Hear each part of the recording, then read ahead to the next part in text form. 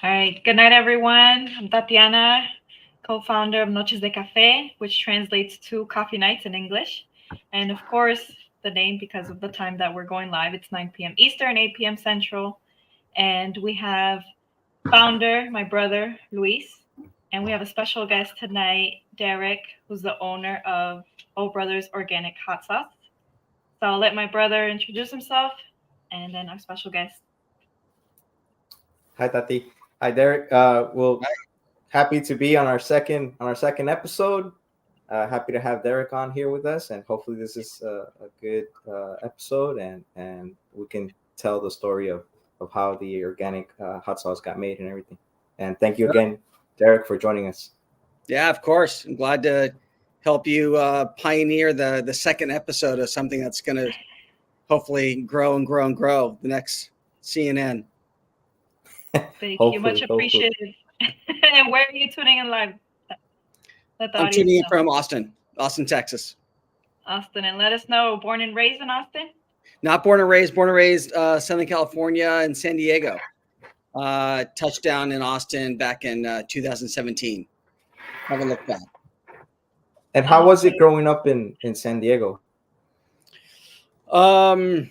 I mean, it's a port city. It's transient, and there's a lot of tourists, so it's very much of a tourist city, us being right on the port. You have wonderful beaches. It's a wonderful place to grow up. I mean, it's temperate, year round at 70 degrees. We never see the four seasons. So it's nice. It's definitely nice. Do you miss it every now and then? Not one bit. No. Even though I do love it. I love San Diego. I love coastal kind of environment, but Austin provides something that I guess I was missing. The small town vibe. Seems like everybody's looking out for each other, very neighborly. And of course, our business is here. Our warehouse is out of San Antonio, so it made all the sense to be closer. The CPG space, the private equity environment here in Austin, when it comes to what my space is all about, is very strong. So, I mean, HEB is here, Whole Foods is headquartered here, so it made a lot of sense to make the move. Yeah. And in Austin, you got there in 2017. Compared to when you got there and now, like, has there been any differences? Anything that you liked at the beginning, now maybe you dislike, or right now you just since the beginning you liked a lot of things from Austin? I definitely don't like to see how the prices of homes have increased so radically. We should have. I should have. Yeah, I know. I should have jumped in a long time ago. But now we're seeing it cool off quite a bit. Now I understand there's a net outflow of residents leaving. So I think back in just right after post-COVID or right during COVID, we saw a huge influx of people coming in from California and New York and other places. So I think now people are kind of going back home. Maybe they can't take the heat during the summer, which is on the ridiculous side, but it's good for us, or good for me. I don't mind everybody leaving, so I'm happy. That's good. Okay. So you mentioned you moved because of your business. So now let the audience know what's your business and how did it get started? Sure. I have a organic hot sauce company. It's called O Brothers Organics. We have 3 SKUs. We have habanero, jalapeno, chipotle. We're distributed nationwide through Unify and KeHE. We're on all the major accounts: HEB, Publix, Whole Foods. Not Trader Joe's just yet, but Sprouts, Meijer, Tops. So we're in maybe 3,500 stores, looking to get to hopefully about 10,000 in the near future. What makes us different is that we're bringing organic hot sauce to the conventional market. So we're pretty much competing against Cholula and Tabasco at the same price point, but delivering an organic ingredient deck. That was kind of like my aha moment years ago when we were developing the brand, and we were actually priced a lot higher. And then since, well, this is a longer story, but we were manufacturing our product in Arizona, and it wasn't working. So that led me on a 2-year journey down to Mexico, where everybody sources their peppers, to a company, 4th largest food manufacturer in all of Mexico. We courted. I convinced them to build our own manufacturing plant because of the organic nature of it. And these guys have like 450 SKUs. They don't need us. Yeah. They're a privately held company. So it's kind of like going to Ford Motor Company and saying, "Hey, will you make me my own car?" And Ford says, "Okay, yeah, I will." So, this company agreed to build our own facility, which drove our costs down by 30% or more. Our capacity is over 700,000 case capacity annually. That's a top line of at least $23 million in sales. That's achievable out of this facility. So we're the first ones. I can say this very, confidently that we're the only ones scaling organic hot sauce nationwide at conventional pricing. And that's kind of like when I have these meetings with HEB and Publix and Meijer and whoever we're talking to, it's funny, they block 30 to 45 minutes on their Zoom calls. But when I give them that elevator pitch, it all stops. They're like, "Wait, what? You want to be at the same price as Cholula and Tabasco at the same price and be organic? All right, well, this meeting's over. And yes, bring you in." I mean, our recent win was with the Fresh Market, 170 stores or so. And it was a 10-minute phone call. It was funny. So we're experiencing some phenomenal growth because of that. We're going to continue that path. We're going to be developing other SKUs, other verticals, ketchups, everything organic, of course. We're doing a Chipotle ketchup, maybe a few more hot sauces. But we'd like to add at least 6 or so more SKUs to our lineup, and hope to bring that to everyone by the end of this year, beginning at least. Maybe our Chipotle ketchup would be awesome, but we'll see. Yeah, that's exciting. That really is. Now, if you want to walk us through how exactly the idea of making the hot sauce came about, because I saw on the story on your website that it said that it was, 2 brothers at an organic burger joint that came up with the idea and said, "Hey, maybe we should try doing this," and then going into the recipes and all of that. So how did that idea come about? Sure. So back in 2000, well, let me back way up.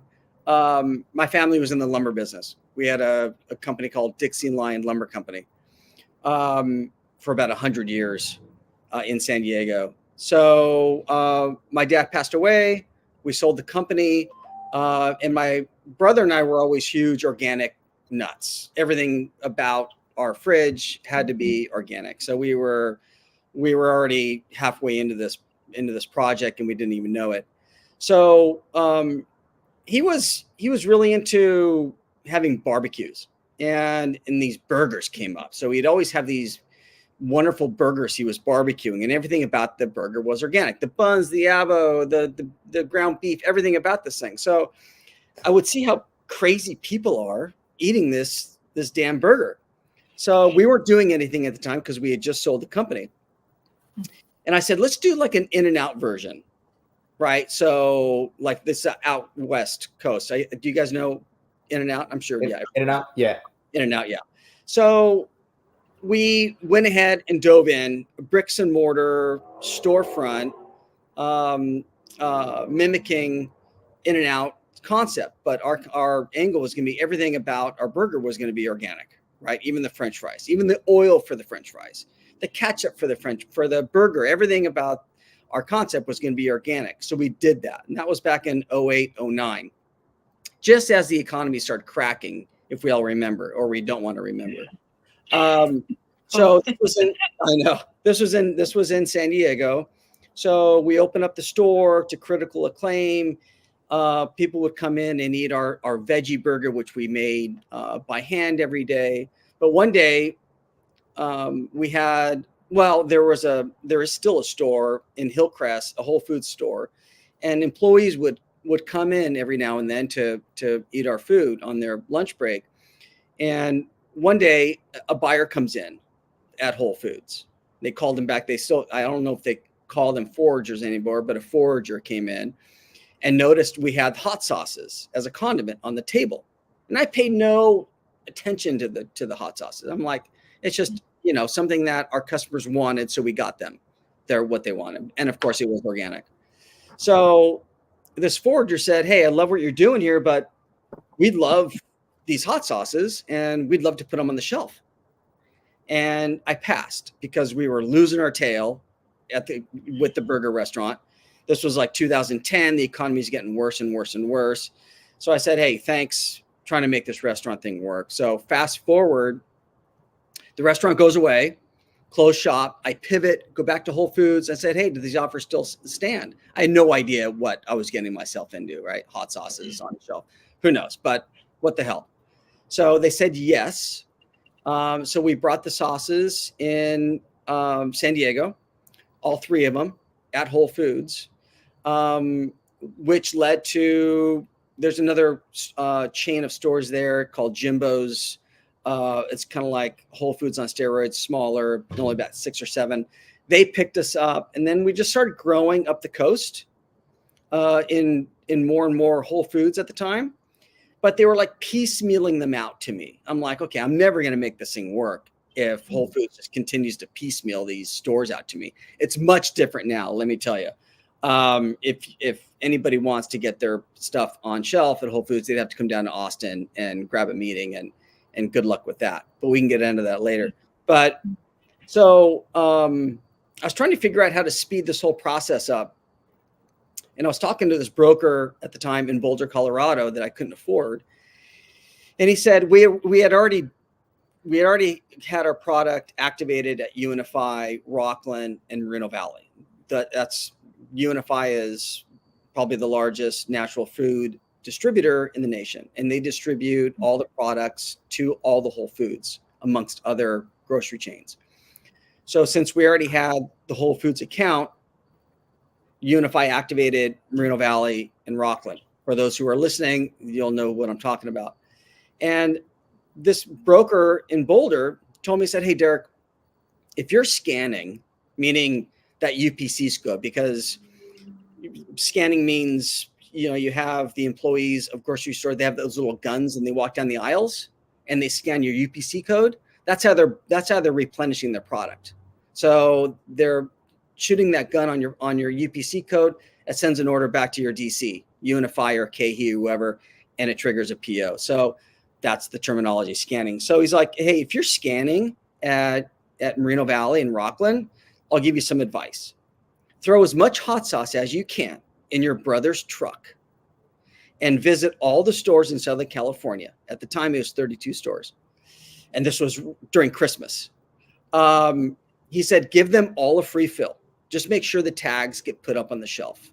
So I'm like, you crazy? And he's like, yeah, if you want to get in there, I'm telling you, give them all a free fill and you'll get it done. Today, you cannot do that. It's impossible. So sure enough, my brother and I throw as much hot sauce as we can in the back of his old beat up red Suburban, 1972 Suburban. Got maybe 5 miles per gallon. So it cost us a lot in gas to go up the coast to visit 32 stores, but it was worth it. So we visit all the stores, 100% acceptance. We got up on the shelf, 32 stores in 2 days. So that pretty much launched our product. Now we had broker deals with we had broker deals, and then UNFI activated a lot more distribution centers up the coast and brought in KeHE to distribute to their set of channels. And this is when I had kind of like, oh my God moment. I'm like, okay, I'm dealing with this co-packer. I do not like at all. He doesn't like me. And I got to reduce my costs to make a go of this. So that led me on my journey down outside of Mexico City, in Puebla, to this manufacturing plant that agreed to build a facility for us and produce all of the sauces that we want. I mean, the main thing that really makes us different and attractive to investors, hopefully some are listening because we are looking for investment dollars because of our growth, is we have no capital expenditures. We have no CapEx. So we could take, what that means is we could take on Costco, all the Publix, which we already did. We could take on Target, and we could take on 4,000 or 5,000 stores tomorrow and not have any problem. Not have to like worry about raw materials, not have to worry about retooling machines, hiring more people. I mean, our partner outside of Mexico City can handle 700,000 cases annually, so we can really ramp up quickly with no CapEx. So, which makes this proposition that much more valuable for investment. So, yeah, that's where we are now. So, was there ever a point?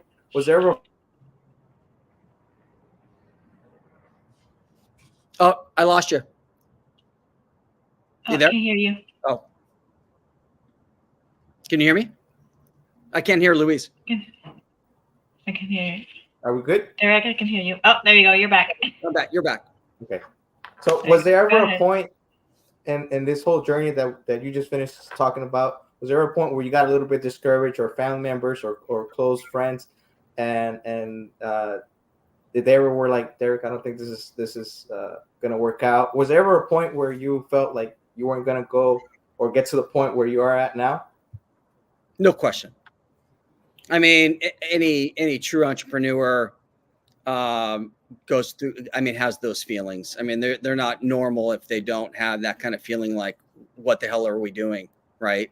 And is this going to happen? But I was all in at that point, which makes it even more attractive to someone looking at Brothers. Is you want someone that is all in and is a complete believer in his own product, and has the vision, has the story, has something that's unique, and competitive. And, I don't know how I did it, but, I was able to check those boxes I just mentioned. So you got to have something competitive. And the landscape in hot sauce, people say is very, very competitive. I don't think it is when you have something unique like ours, us being organic. And if you're scaling nationwide, there are not many players doing the nationwide game.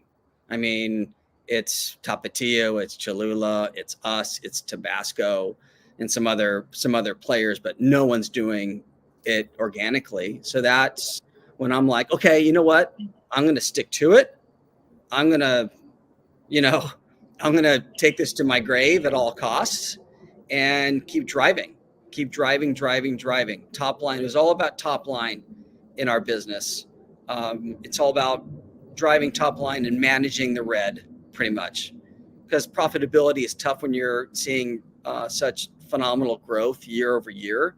So you're always kind of chasing things. So if you can manage the red line and not really focus on profitability, because you need reach, right? You need the ability for everyone to find you, whether you're up in Seattle or down in Pensacola, Florida at a Publix. It's important that you're able to be reached in all channels. So that's been our goal, is to focus on that top line number and not so much profitability until we get to a certain mass. Then we can start fine tuning things and focusing on getting that number, well into the black and driving, a strong EBITDA number, which we can do. It's just a matter of how strong we want to push. I mean, I could make the red go black, next month if I wanted, but our strength is in capturing shelf space, and that's where we are right now. Now, when you started directly at stores, or were you also in restaurants? Interesting question. So my mentor when I started was Sir Kensington's. If you guys remember Sir Kensington's, they started out in food service. Food service is like the holy grail for condiments, like us, because it's breakfast, lunch, dinner, right? If you're at a restaurant, people are just throwing sauces on all their food. Guilty. Yeah, it's crazy use. So we started to answer your question. We started in grocery, but Sir Kensington started in food service and went backwards, and they had a tremendous run. I think it only took them 4 or 5 years to finally sell to Unilever for $145 million on only maybe 15 million bucks in top line. So a 10x, 10 times sales, 10 times top line. So I don't think those multiples are there anymore. But we want to get into food service and because we know how valuable it is. So that's our next foray for sure. Okay. Now, I have a question. Okay. Yeah, let me chime in because I love organic food, and my brother, he's the one who shows me everything organic. He's like, don't eat this, try that. Now, I wanted to ask you, because everyone nowadays is eating organic. They're trying to eat healthier, but a lot of the hot sauces out there aren't organic, and they have all these nasty preservatives. Why do you think they're still sticking to that and not moving to the route that you are as an organic? Oh, I mean, picture them with their feet kicked up on their table in their office, turning huge profits. I mean, why would Tabasco, why would Tapatio, why would Cholula do anything? I mean, they're doing hundreds of millions of dollars a year. Why introduce something organic? I mean, they have no reason to. I mean, if they're listening now, I mean, they would be smart to buy us, right? Because it's not just about our brand and organic. It's about us having the capacity like they do, but everything's organic. I mean, I am firm. I'm convinced that there isn't anybody in the United States that can manufacture organic hot sauce like we're doing and put it on the shelf at the prices we're doing it at. It's impossible. I mean, I can go back to my old co-packer, and I'm sure he's going to be double the price that we're doing it for. So, to answer your question, I mean, they're fat cats, pretty much, to put it simply, right? They're just, I mean, Cholula is doing what, 100 million a year, just with a handful of SKUs. They got a cute little, wood cap. Yeah. That gets everybody's attention on shelf, right? I mean, I was told years ago that this is a label war. When you're talking condiments or you're talking about CPG, it's a label war. So you got moms and dads and shoppers and going down the aisles amongst 50,000 SKUs at a grocery store. I don't think these people have a lot of time to really discern what hot sauce they want. They see that cute little stupid little wood cap, or they see O Brothers where it's organic is plastered. We're betting on that shopper's going to go, oh, organic, and not because they don't have a lot of time. They're looking at organic and they're plucking it off the shelf. That's what we're betting on. and I think it's paying off. So yeah, and I think in our case, at least for my brother and I, it's the way we used to pick hot sauce before was nostalgia. It's whatever we grew up seeing that our parents would buy, and so we would pick that. Guilty would pick up the Cholula, the Tapatio, but now that my brother introduced organic food and he taught me how to read ingredients on the back of things. It's like, for instance, peanut butter. There should only be one ingredient on the back of that jar. It should just be peanuts, right? Or salt, maybe. Okay. But if there's a long list of ingredients and none of it's organic, that's really bad. So he's the one who introduced me, and he could probably tell you, what drew him to it. But I'm pretty sure it was the organic part in the front. Yeah, well, that's music to my ears to hear to people. I mean, these days, I think, it's not a fad. I mean, people are getting picky about ingredients, and they are, to your point, Tatiana, they're stopping and reading ingredients now. You just said it. They're taking time. And, if you look at our bottle, there's like 5 ingredients. So we hope that's attractive to the shopper. When there's a long list of ingredients, I instantly put it down. And if I can't even say the words, it's a no-go. So yeah, getting to my sister's point, when I discovered your hot sauce, it was around the time when I was experiencing with all the looking at the ingredients and everything. And I would go to Whole Foods or all these natural stores or even HEB, and I would take usually about 45 minutes to an hour browsing really what's out there, who's doing things right, who's not, and getting to the bottom of it. So in our family, we usually don't buy hot sauces because my grandmother has always done a phenomenal job making a homemade hot sauce. But for some reason, I was like, my grandmother's hot sauce really is not hot sauce for popcorn or for really certain types of foods.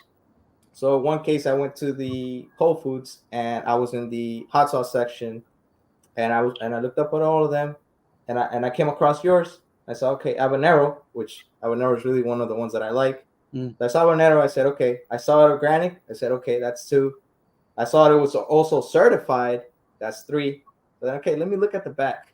I looked at the back, 3, 4 ingredients. I said, okay, we're gonna try this one. We took it home. Ever since that day, it's been at our house since that day. And we're talking about 3-4 years ago. So, wonderful. I'll never get used to hearing such great feedback. It keeps me going every day, let me tell you. So thank you. No problem. Now, you mentioned right now, the bottles and everything. How important was it for you to choose a bottle, or really like the label and everything? How important was that to you? Or was it more important what was that the sauce was made good to your standards to get everyone to like it? Or was it a mix of both?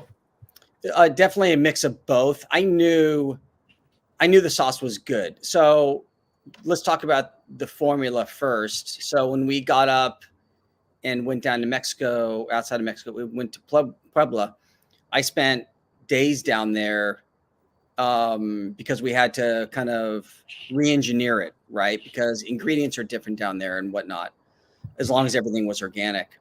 So, they would set up 7 bottles of jalapeno, 7 bottles of chipotle and habanero, and I'd have to go through and sift through them. Oh, this one's too much, salt. This one's too hot. So what you're tasting is exactly my taste buds. I mean, I created all 3 sauces. That's because I thought it was good. So to answer your question, I knew it was good tasting sauce.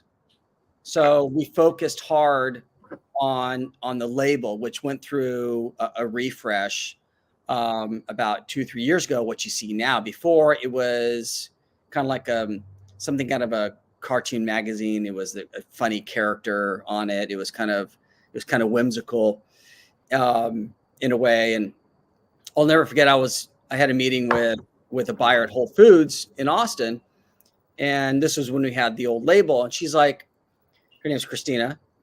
Christina, are you listening? She's like, Derek, I love your label.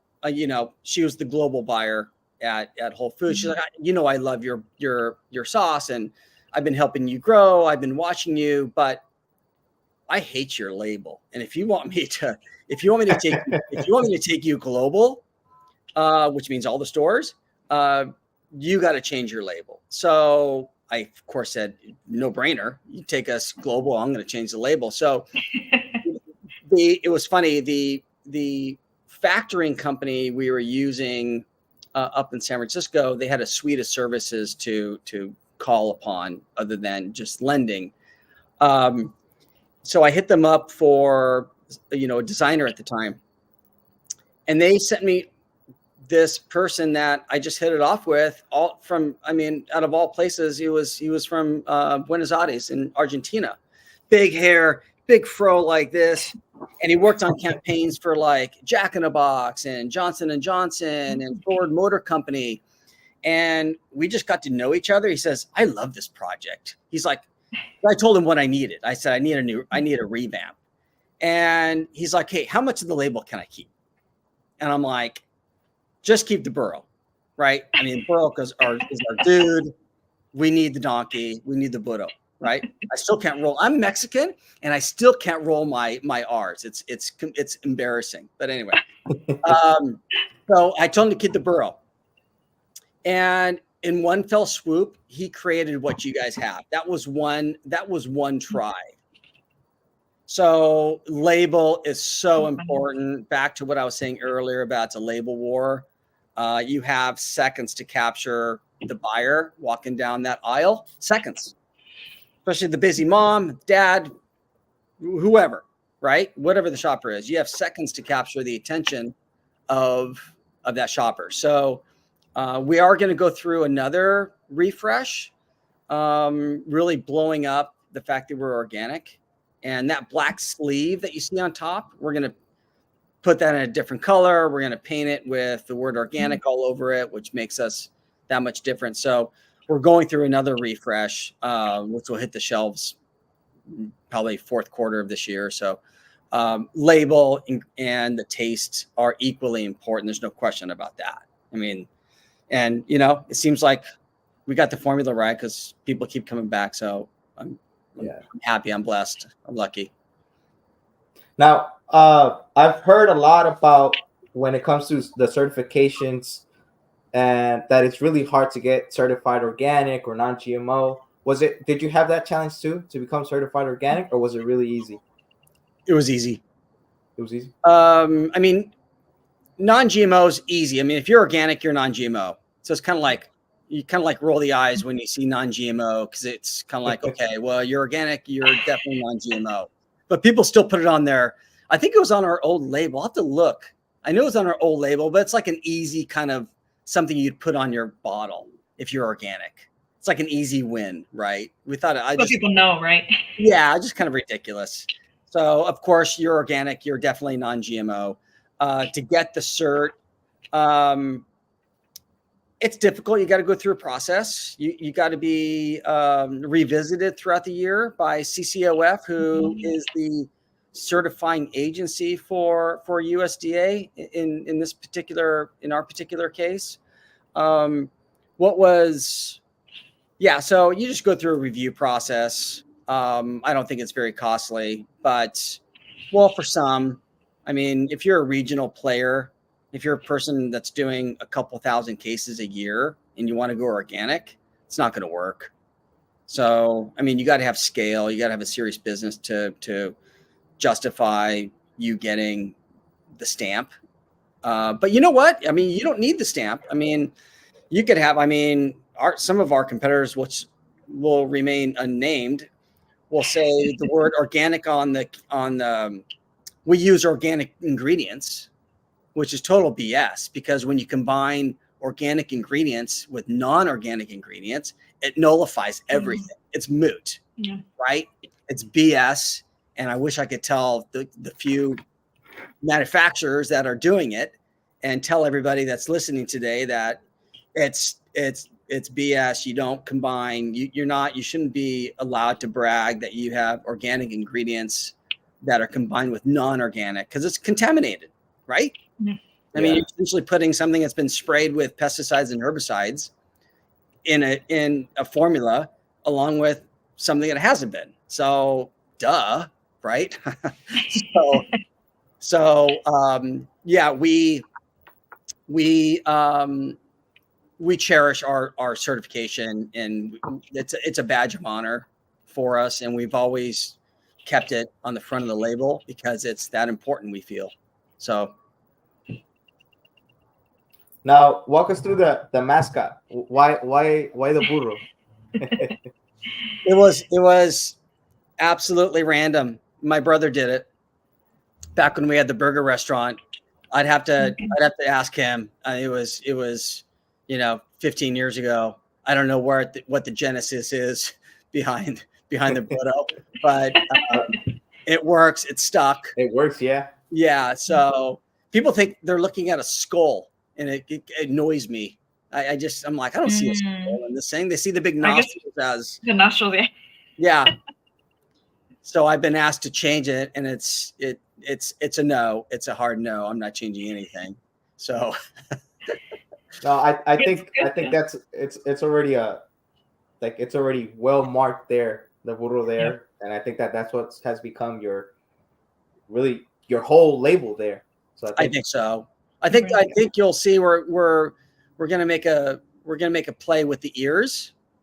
So I think we're gonna, like for habanero, since it's the hottest, we're gonna make the burro's ears maybe kind of pinned back, like as the hottest. So we're gonna play with the ears on the burro. So when you go down the aisle, each ear will be slightly, different than the other, which would be, we're just having a little fun with it. So I think that's one of the changes you'll see, which is kind of fun.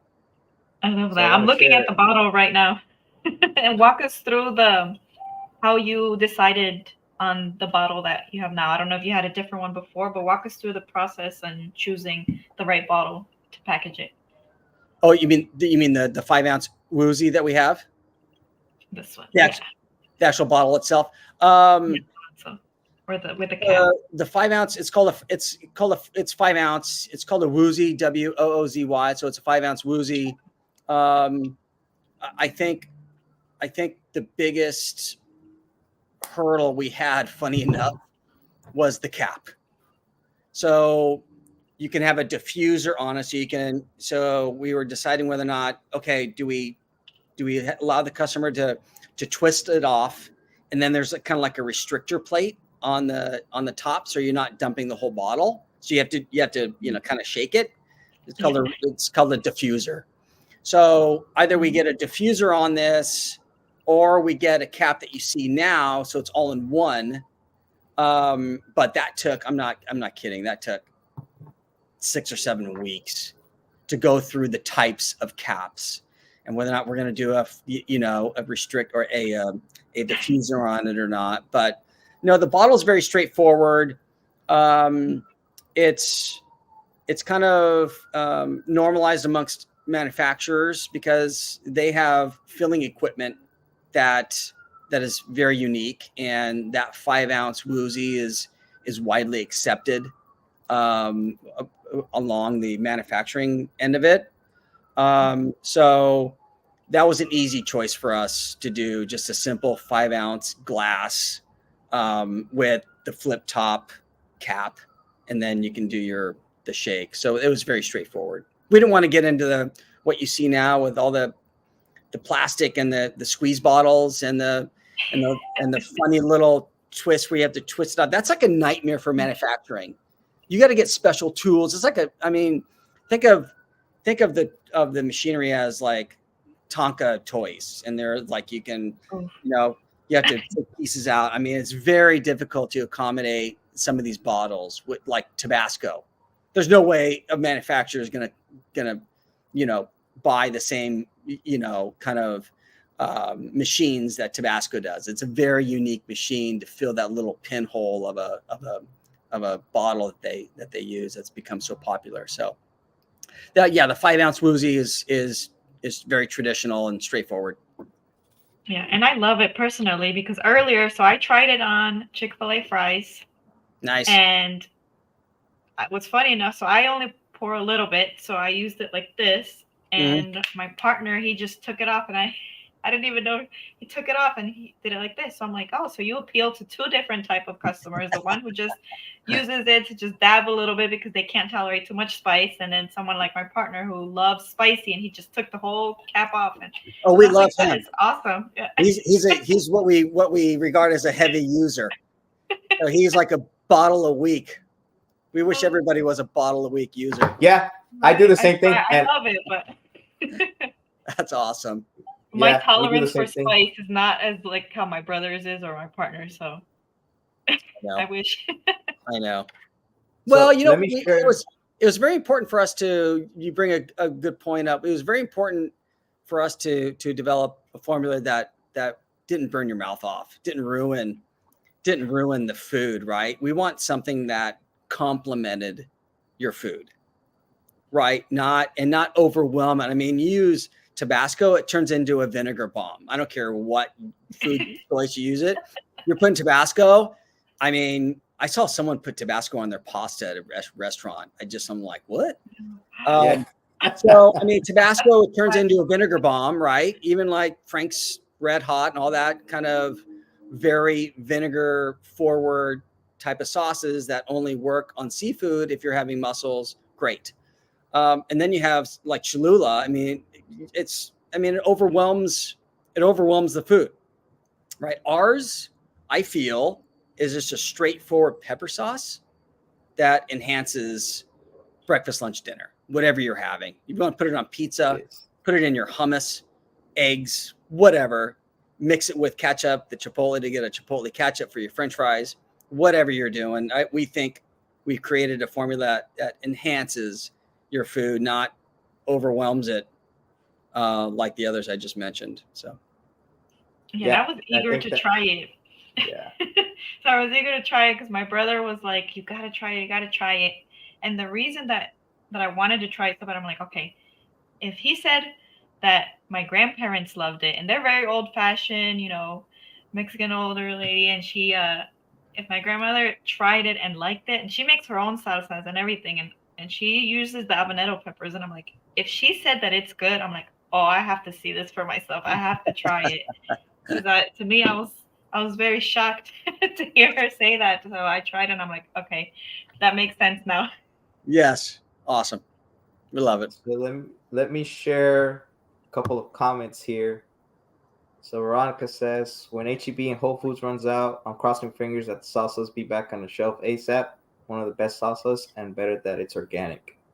Yeah, I have to apologize. We were having some difficulty with logistics for a while. So, but you know what? H-E-B, Whole Foods, Publix, our main partners hung in for us. And so we're back on shelf. All the H-E-Bs. Well, we're not in all the H-E-Bs. H-E-B, I hope you're listening. We deserve to be in all the H-E-Bs, not just the 175 that we're in. So yeah, the 175 stores that we're in, we should be firing. All 3 SKUs should be in those stores. So as well as Whole Foods. Whole Foods only has our habanero and chipotle. So we're working on the jalapeno. But yes, thank you. We should be back on shelf very soon.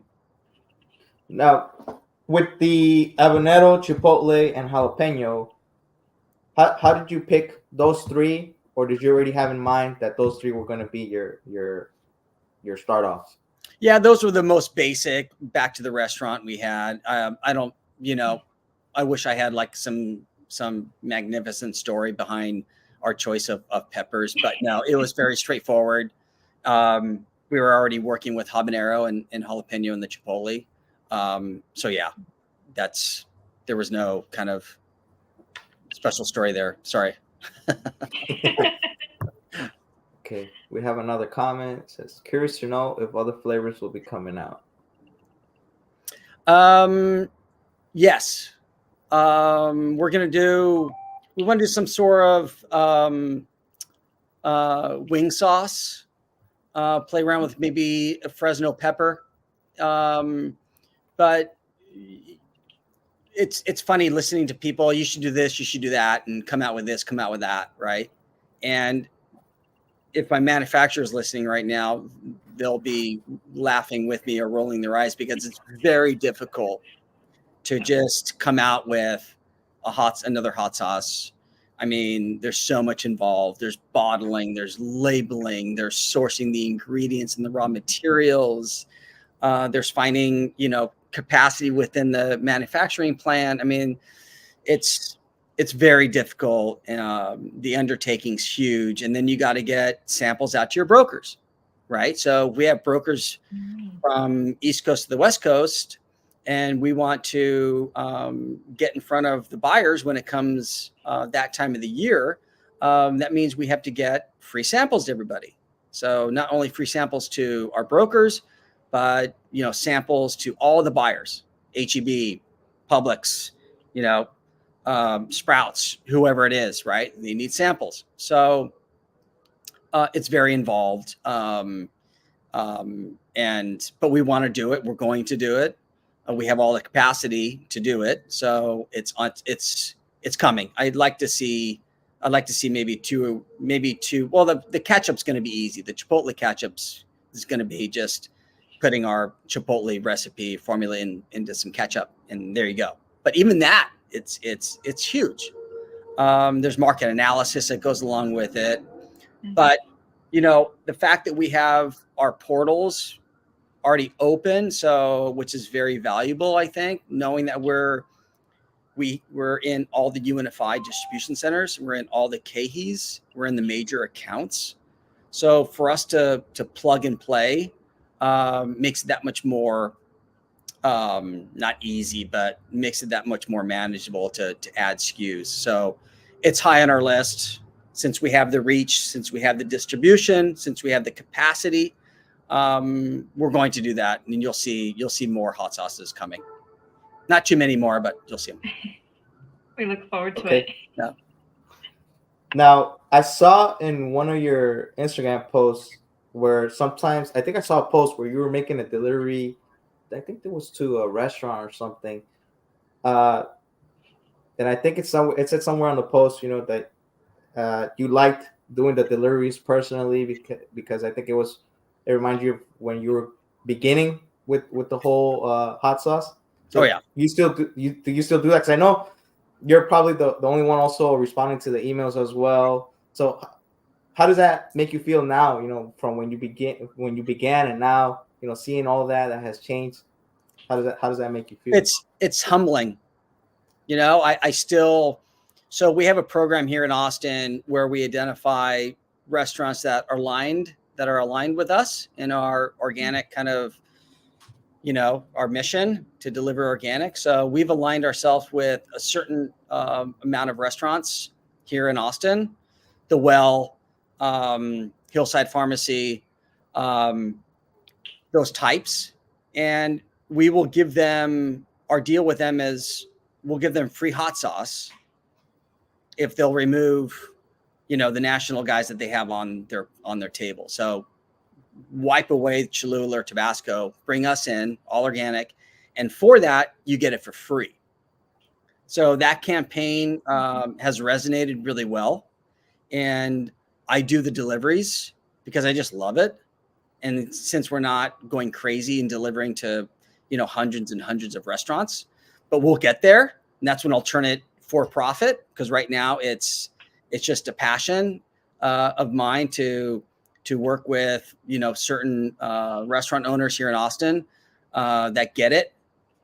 So yeah, I'll do that on my own, and I love it. Just the interaction with, and when they see like the founder hoofing, sauces into your store, I think it's pretty cool. I think it resonates, and it pays off because there's reciprocation there, and I'm proud of it. And if you think you're a restaurant that is aligned with our mission, give me a call. Yeah. I love that. I had a question for you. So speaking of like spice tolerance, have you noticed that you sell better in one region versus another? No. No. That was quick. Yeah, it's a quick no. You know, what I love about what I do is that there's no education. It's hot sauce, right? So there isn't an area across the nation that uses more hot sauce than the other. I tell you one thing: if you can make it in the Southwest, if you can make it here in Texas with hot sauce, you're on the right track. And so I will say that.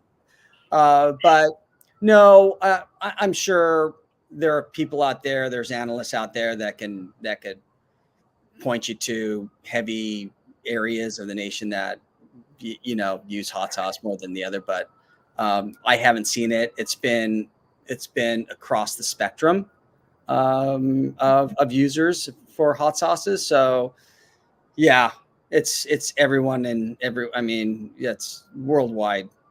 We want worldwide domination. We're going to bring organic hot sauce to the world. I'm all for it. And I think a lot of people now that are eating organic and natural, I'm pretty sure they're all for it. And I know we're getting to a wrapping point here. Sure. A question that I have is, for someone that would want to start a hot sauce business, what would be an advice that you would give them, or what would you suggest to them?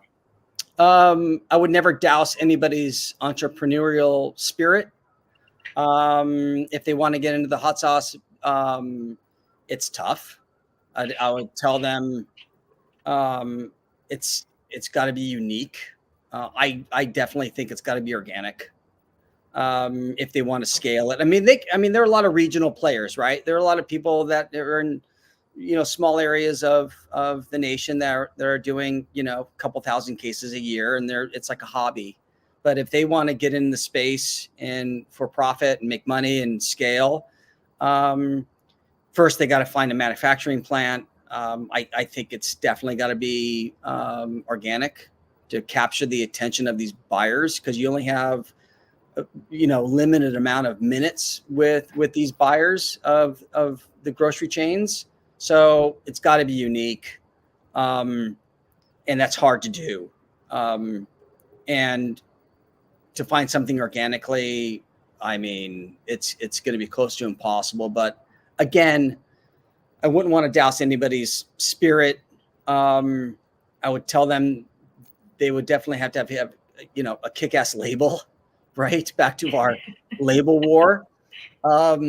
Maybe a unique flavor that they haven't, that nobody's seen on the shelf, that could really put them up to the front of the line if they had a unique flavor. Ingredients are everything. Label, and they got to have a lot of money, because there are a lot of freebies. There's a lot of free fills. I mean, when we took on the Fresh Market just recently, 3 or 4 months ago, or maybe 4 or 5 months ago, 170 stores, they wanted a free fill, and it cost us $14,000 just to give them free product for all the stores. So there's a lot of upfront costs to getting in on the shelf, because it's such competitive real estate, if you will. So be well financed, and have a unique flavor palette. Have more than one. Don't go in with one bottle on the shelf. You'll die. They'll put you at the bottom of the shelf and you'll be collecting dust. I guarantee it. So I would advise coming in with several SKUs that should travel together, like ours needs to travel together, because we look greatest, 3 wide with all different flavors. So a couple of things, but it's difficult, but doable if it's unique. Okay. Yes. And to wrap up, Derek, I think you've been a phenomenal guest. I think, and I was right, you had a good story. Thanks. A good story.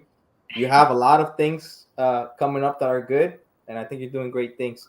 And I also want to say thank you, because ever since I reached out to you, you without a doubt said, I'm down for it. And, to find people like that is really hard nowadays. So I appreciate that you're here and that you joined us. Hey, I appreciate what you guys are doing. and wish you guys all the success. And I'm happy to come back anytime. This was fun. I'll never get tired of telling the story. Right? I love it. And guys, go check it out. Chipotle habanero jalapeno. So tell the guests before you go, Derek, where can they find your sauce online and where to follow you? So we're at obrothers.organics.com. That's where you can buy us online. IG handles at obrothers. And we're in, pretty much the largest chains, H-E-B, Whole Foods, Sprouts, maybe not all of these stores. I mean, all of every location, but we're represented pretty well across the nation, and we'll be coming to a lot more stores near you. So, yeah. Buy us online. Thank you again for joining us. So not only is it organic, but it tastes delicious. Hope you guys can try it. And again, have a good night, everyone. All right. Enjoy the weekend. Thank you. Thank you. Guys. Bye.